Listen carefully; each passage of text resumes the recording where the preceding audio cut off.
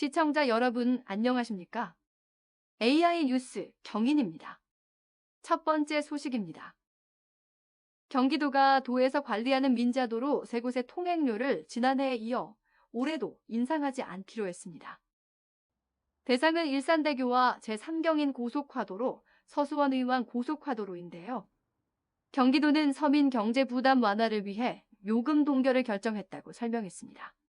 고태호 경기도 도로정책과장은 내년 이후 도 재정 현황과 경제 상황 등을 종합적으로 감안해 통행료 인상 여부 등을 검토할 예정이라고 말했습니다.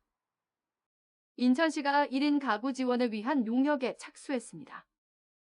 최근 1인 가구 급증과 사회 경제적 변화에 따른 가족 구조 변화에 정책적인 대응의 필요성이 강조되고 있습니다. 인천의 경우 지난 2021년 기준 인천시의 1인 가구 비율은 전체 가구 수의 30%로 전국 평균 33.4%에 근접해 있습니다. 이에 시는 1인 가구 지원 기본 계획 수립을 위한 연구 용역을 진행하기로 한 가운데 오는 9월 연구 결과가 나오면 이를 토대로 정책 수요를 파악 분석해 지역적 특성을 반영한 1인 가구 사업 발굴과 중장기 계획을 수립할 방침입니다. 인천시가 중소, 중견기업 청년 재직자를 대상으로 드림포 청년통장 가입 희망자를 모집합니다. 드림포 청년통장은 청년 근로자가 월 10만 원씩 3년간 360만 원을 저축하면 인천시가 지원금 640만 원을 더해 총 1,000만 원을 지급하는 방식입니다. 시는 청년 노동자의 장기 근속과 목돈 마련을 돕기 위해 지난 2019년 이 사업을 도입했습니다. 올해는 800명을 지원하기로 했는데요.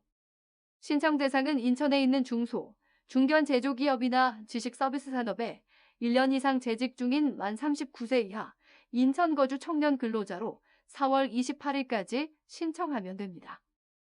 부천시와 부천경찰이 최근 폭행이나 소란 등 민원응대 과정에서 발생할 수 있는 상황을 가정해 모의 훈련을 실시했습니다.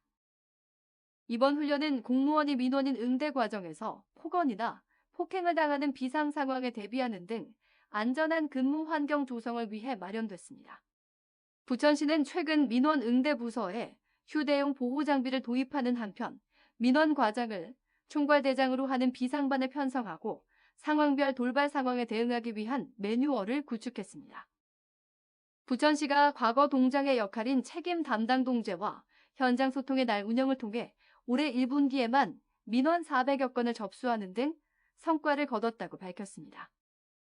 특히 부천시는 올해 책임 담당 동제와 현장 소통의 날을 운영하는 동안 월간 부천동, 중동마을연구소, 발로 뛰는 상동장 등 주민교류 부문을 강화했다고 설명했습니다. 권역별 책임 담당 동제는 각 동 부서장이 36개, 옛 일반동 주민지원센터에 출장 근무를 나가는 등 사실상 과거 동장 역할을 맡도록 한 제도입니다.